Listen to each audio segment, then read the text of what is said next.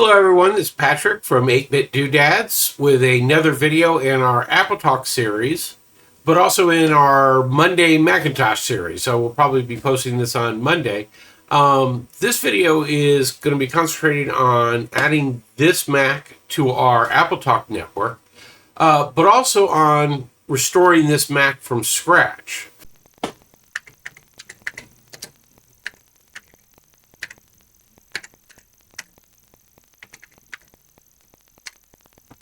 Say, kids, what time is it?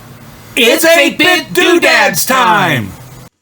Now, as you may recall, we've already started on our AppleTalk network with the Macintosh SE, which was one of the first 68,000 base Macintoshes.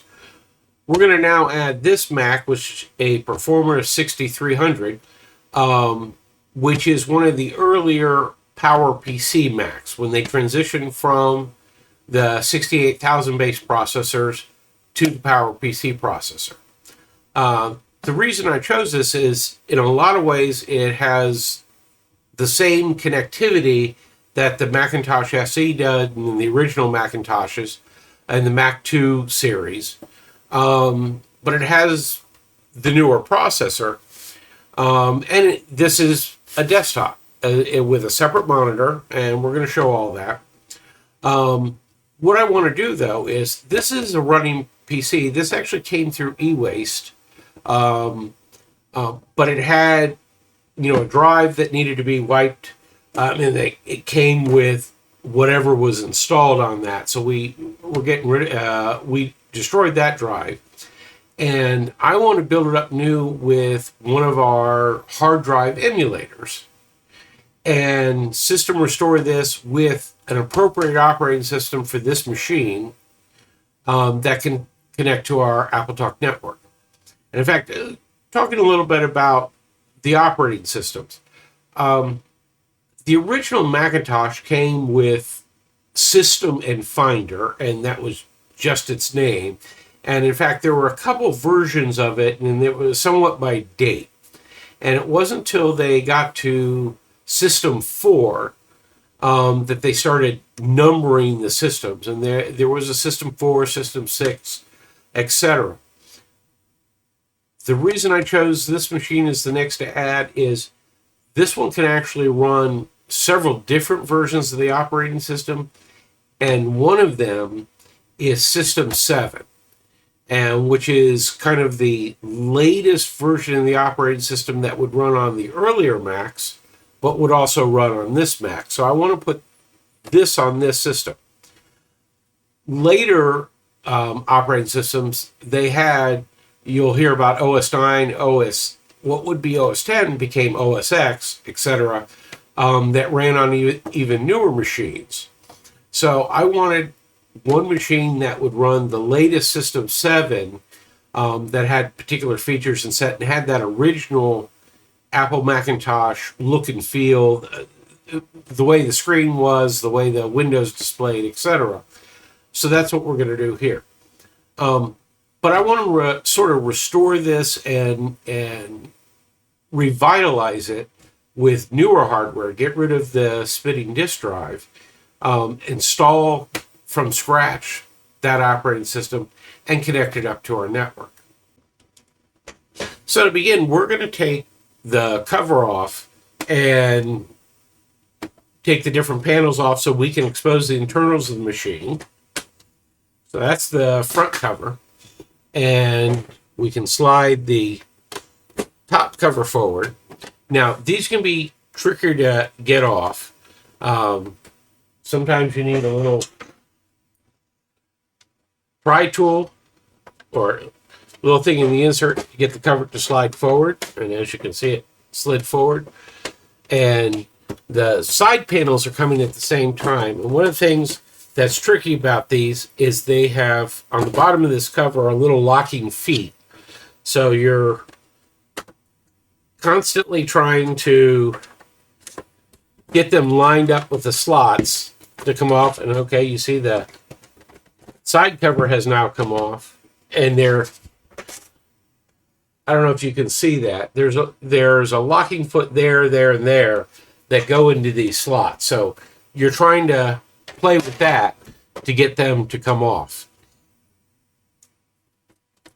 Once you get that off, then you can take the metal cover off, which should slide.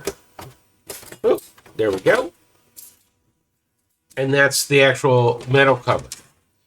Now you notice in this machine, there's a CD drive here. There's a floppy drive here. And underneath this is the hard drive for this machine. One thing you'll note is right here, you'll see a 3-cell battery pack that's plugged in. That was an earlier modification restore I did. The battery, which might have been a lithium ion or something, died. But because of the voltages, you could actually use one of these 3-cell carriers and plug it in, and that gave you the, what on a PC would be the CMOS battery. There's a little slider here. Pull out the CD-ROM drive. This is what I was pressing. It locks in right there. And you'll see they have a Apple applied connector. This actually is just plugged into the standard connectors of the CD-ROM drive, and it matches up with this connector on the back plane, which ties in. And you'll notice there's a ribbon cable coming here and coming through. I'm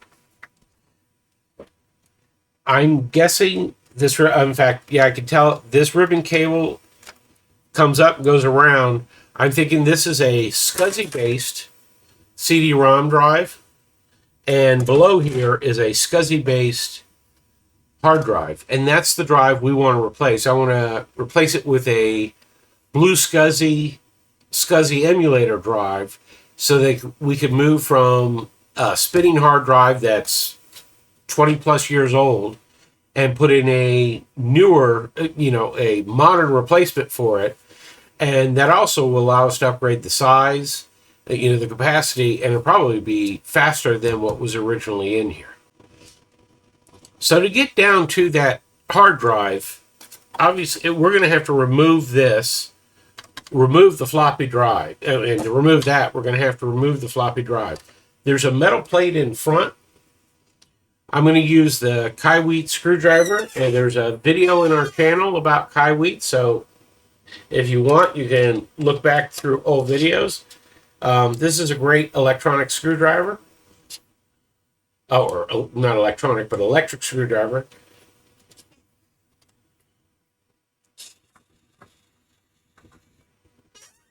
There we go. And that removes the plate, which now allows the floppy drive to come out. I'm just going to unplug the ribbon cable from that. And actually, there's our hard drive. So I didn't need to go further than that. I thought this was going to be a SCSI drive. I was getting prepared to replace this with a BlueSCSI emulator. But this may be an IDE drive.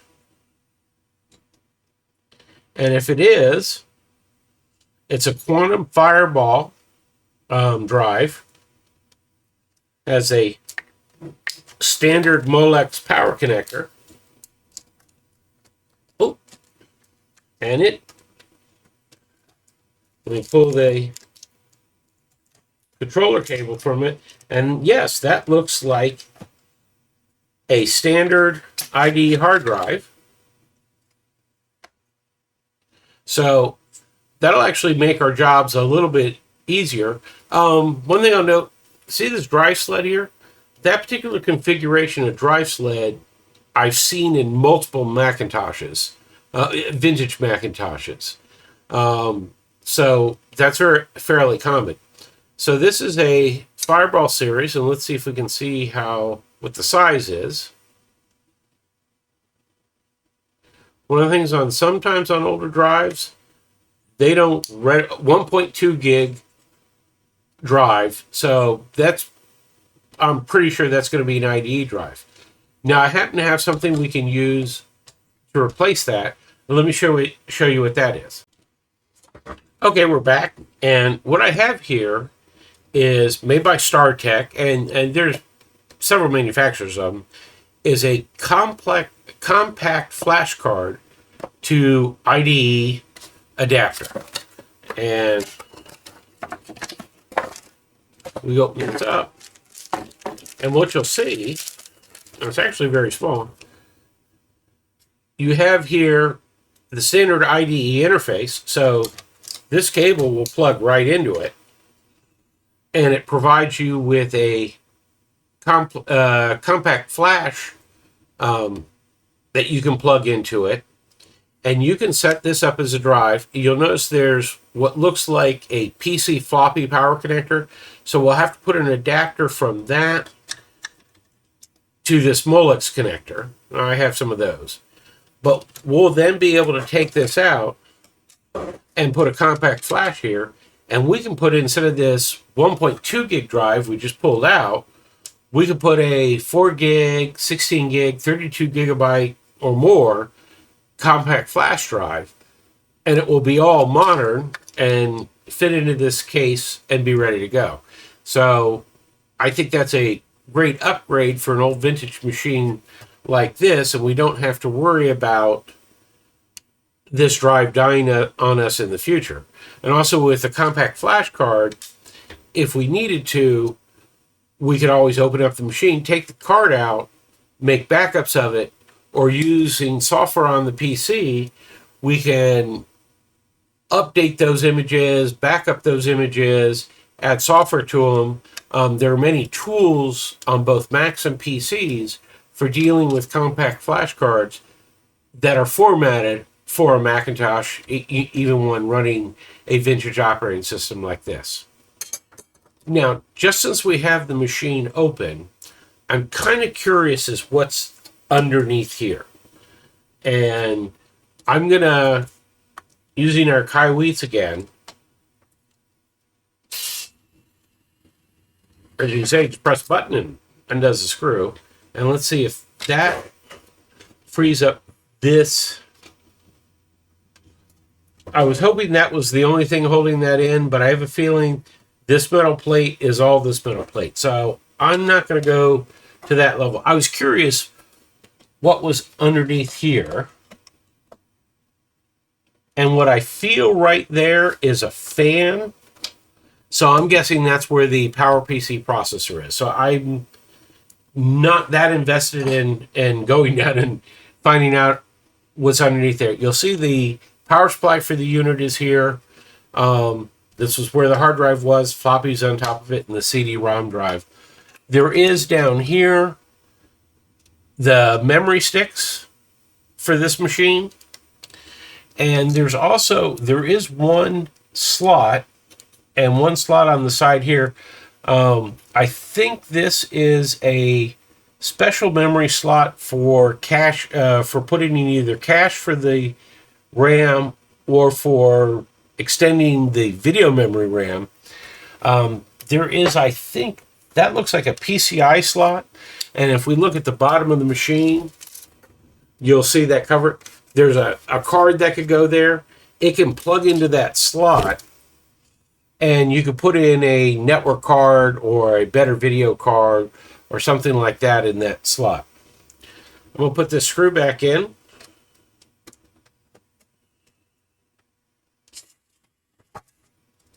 And I think I picked the wrong screw. Sorry.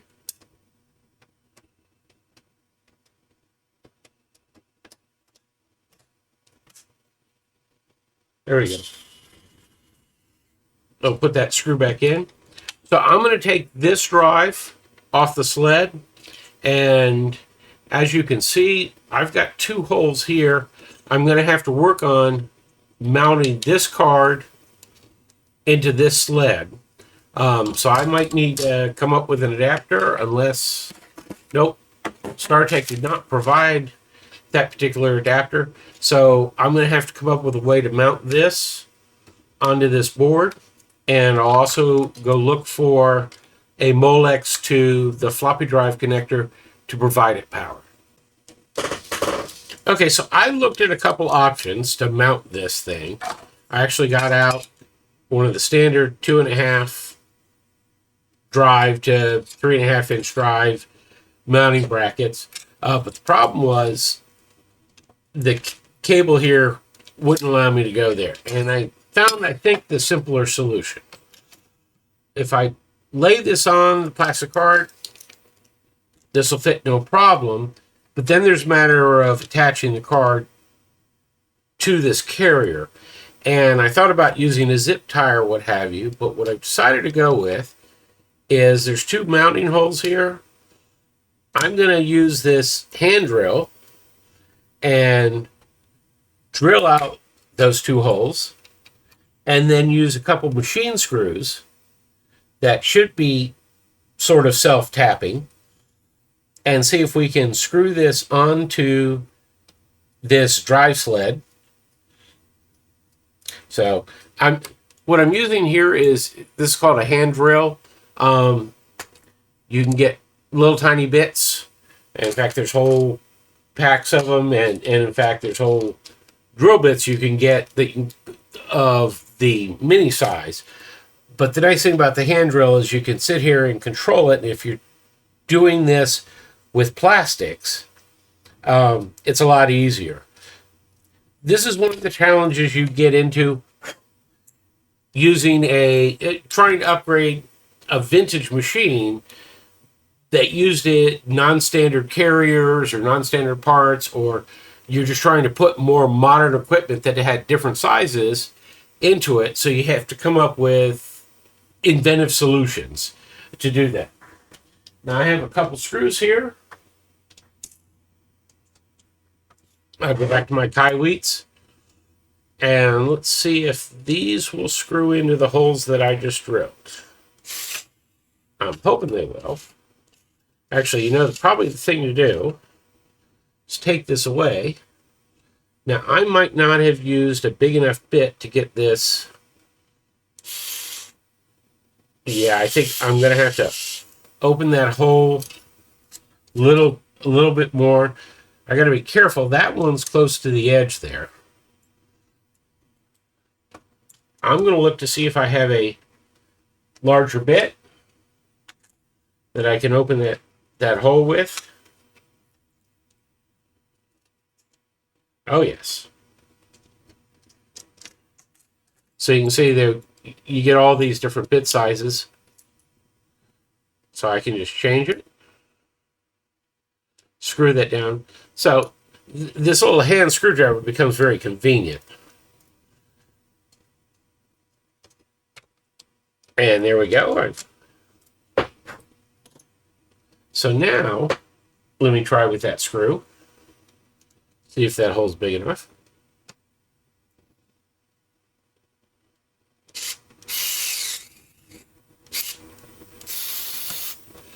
It is. But I'm near the edge, and I have a feeling this might be a one-shot deal. And when I say one-shot, meaning I'll get this attached, but it might weaken the sled enough that I need to get it in there, screw it down, and not mess with it. So I've lined that up. I'll take my screw back. Now, if this wasn't to work, we'd go back to the idea of using a zip tie to hold it down. Okay.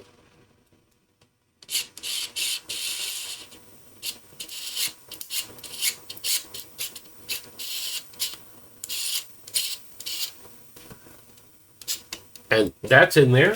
And I believe I have another screw.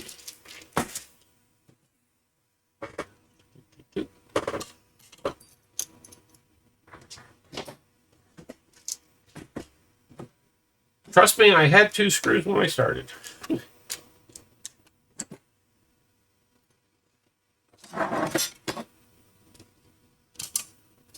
there it is. So then we'll put the other screw in.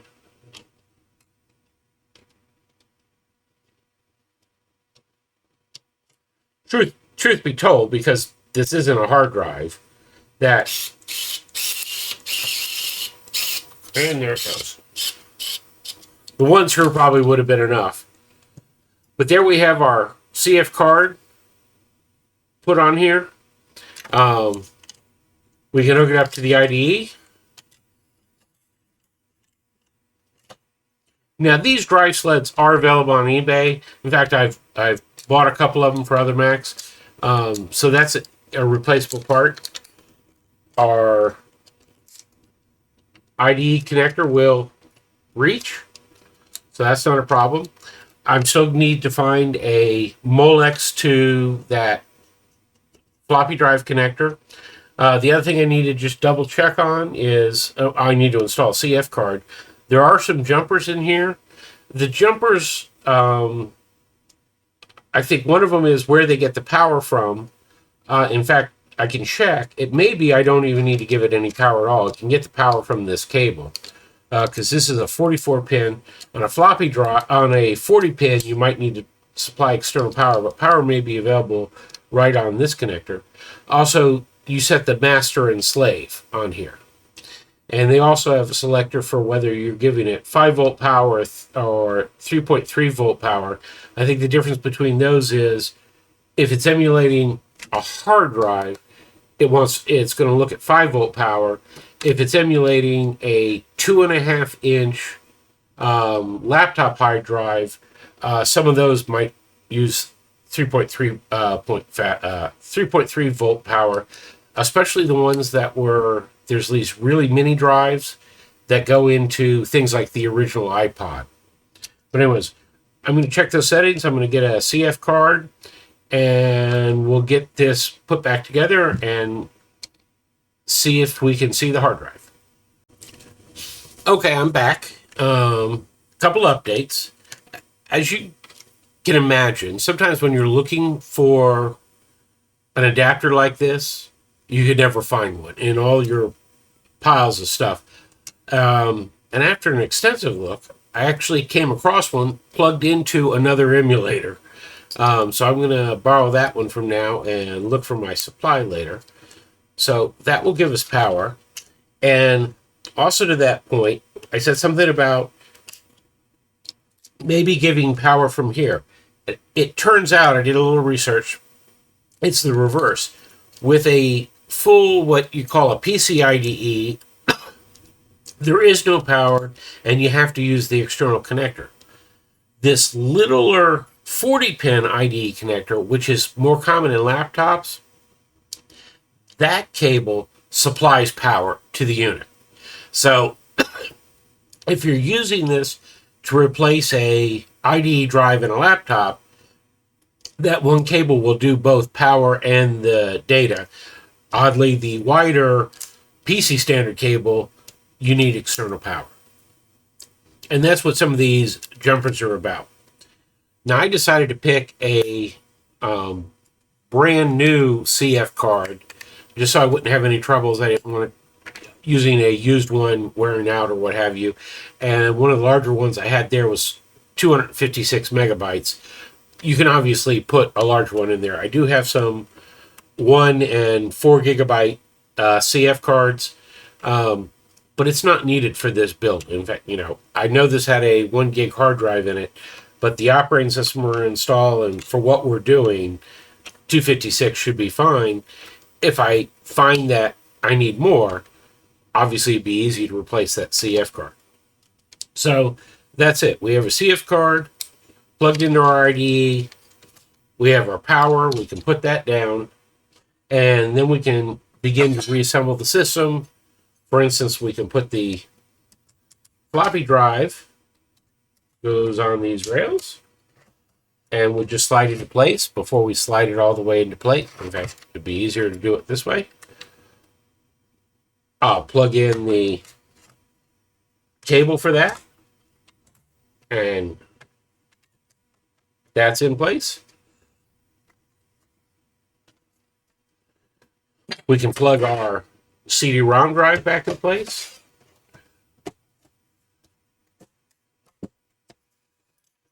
And we can put our tops back on it. Now, we have a blank, what to the machine will be a blank hard drive.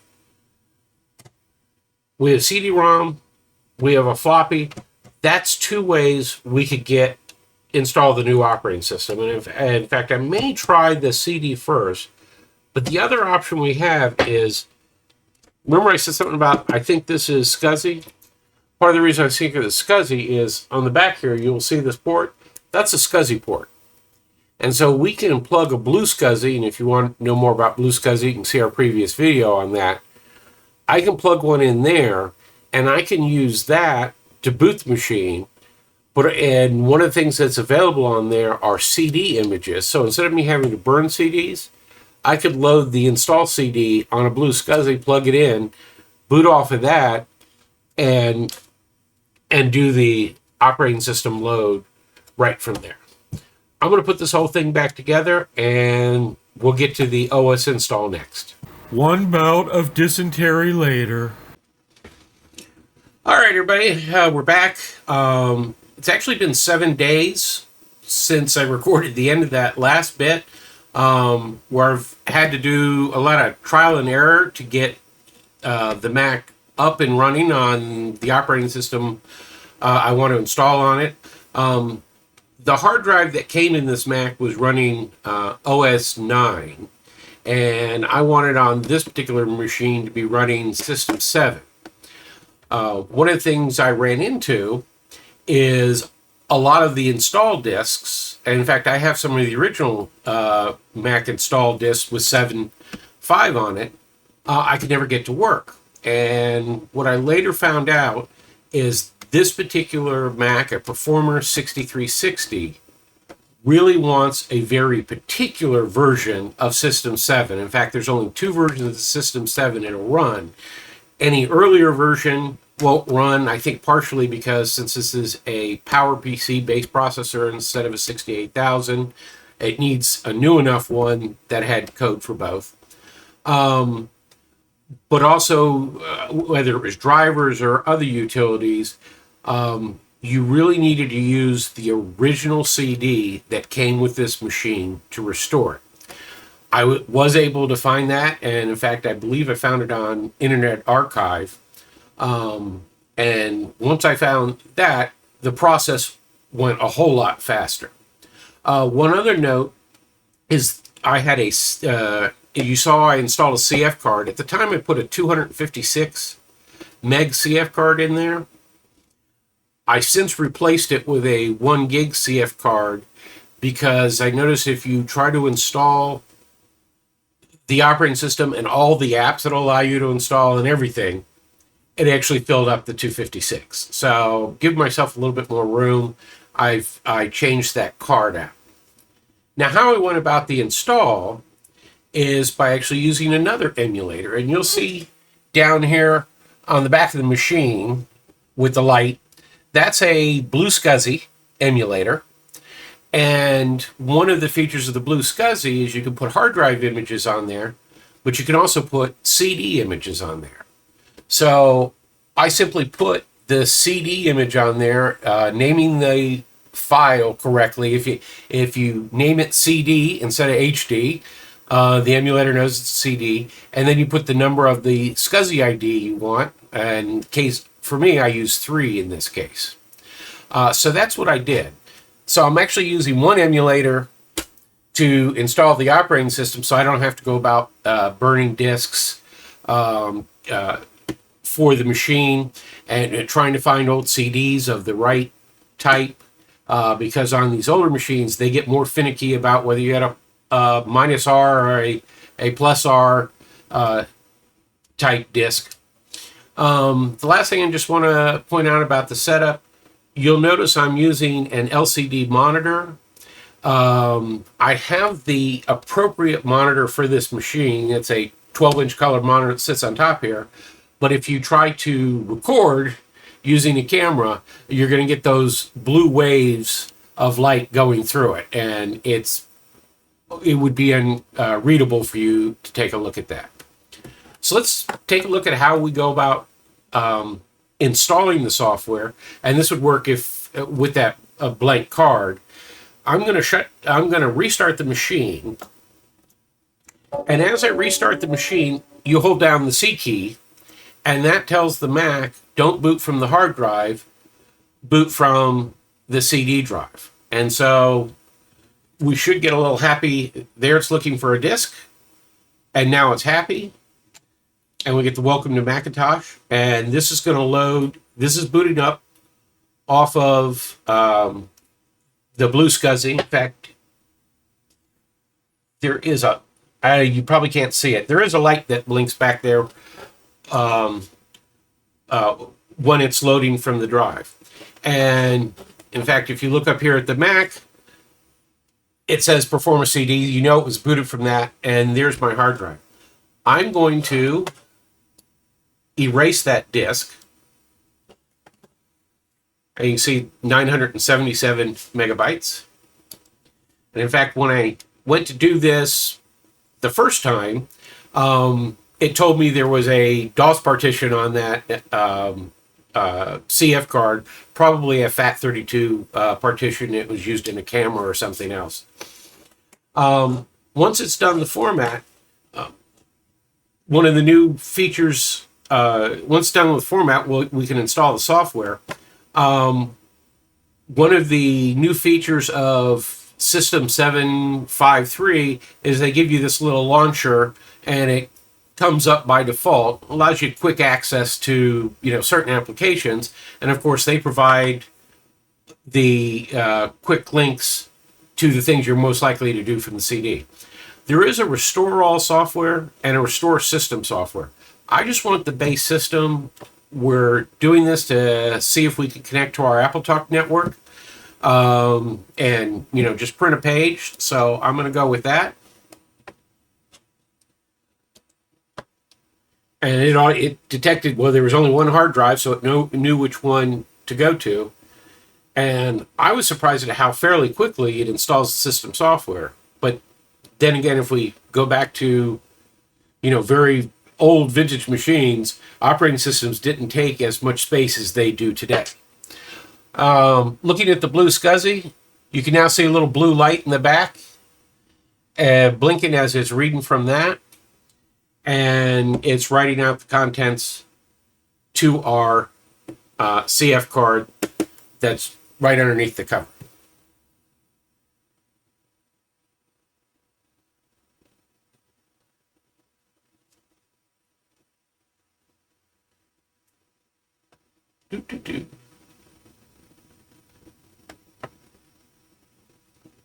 This actually does not take that long. And now when we restart our system, it will be booting up from the CF card instead of booting up from the BlueSCSI CD image.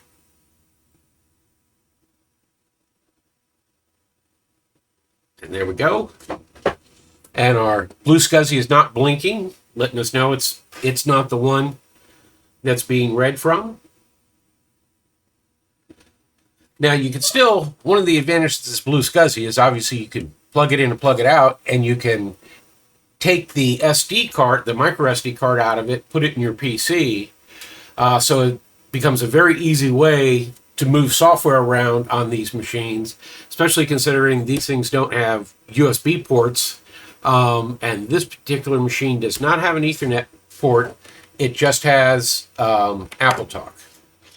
There is actually two ways to add Ethernet into this box. I've talked about that in the past. There is a Apple proprietary slot, but it turns out there's also a slot in the back underneath this that in this machine has a modem in it. I believe you can get a different card that fits in the exact same space that will give you an Ethernet port without taking up the one precious slot that's in there. And as you can see, where it's booted up, this is the same launcher thing, and it allows you to quickly get to your applications and learning about the Apple, etc. And you can drag your own items to the launcher, so that you can, if you installed Office or something, you can put Word or Mac Paint, Mac Write, or whatever, and put them right here in Launcher so they're easy and fast to get to. Now, so this is a fresh, clean install of the machine, and our test of AppleTalk is to get it to talk to my ImageWriter printer over there. One of the interesting things is, because this is newer, and that ImageWriter, I think by the time this machine came out, that printer might be 10 years old or something. They don't include the driver for the printer on here. Luckily, that AppleTalk option for that printer, when I installed it, and that was on a previous video, if you want to go back, and I think that was the first video we did in this series, came with the disk. So we can simply put that disk into the Mac, and you'll see here it has two drivers. Local, that's the letter quality AppleTalk ImageWriter, which is a different printer, and the AppleTalk ImageWriter driver. It took me a little while to figure this out. You have to put that in a very particular folder in order for this machine to see it. In fact, I'll show you that first. If we come up here to Chooser and go to select the printer, you'll see a whole bunch of printers, and then actually is one for ImageWriter. But if you click on that, what you get over here is select a port. This is for, they included the driver for this computer directly connected to an ImageWriter, but they didn't include the driver for AppleTalk ImageWriter, which is what we need to put on here. If we go into the system folder, and then if I remember correctly, it's extensions, and we should see the other printer. There was a color printer. This is the folder where it looks to see what drivers it has. So we'll simply drag that driver into the folder. And now I can close that. And if we drag that disk to the garbage can, it will eject it. Now I can close these other folders. And I'll come back here to the Chooser. And now you see we have AppleTalk ImageWriter. And when I select it, the name of my ImageWriter appears here. So I can select that and close Chooser. It's telling me that I've changed my printer type. So I need to go into page setup if I had any open applications in order to tell it there was a new printer in there. I'm going to go, let's look in documents. Here's system software. Oh, in fact, here's a document about that extensions folder. I'm bringing this up so I can have something to print. I can say print, and I'm just going to print the first page. And just to save time and ink, I'm going to say make it a draft. And we should hear the printer behind us kick off, and there it goes. It's now printing page 1 of this document.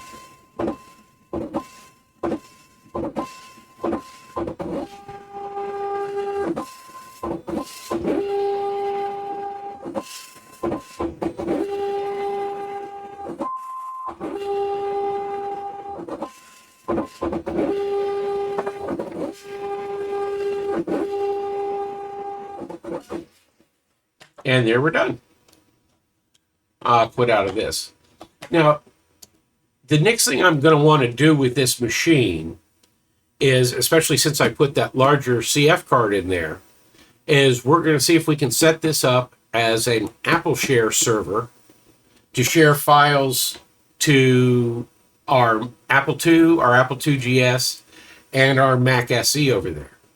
I'm going to do that in another video, so stay tuned for that. If you like this video, please click the like button and subscribe to our channel if you haven't already, so you get notified of new videos to come.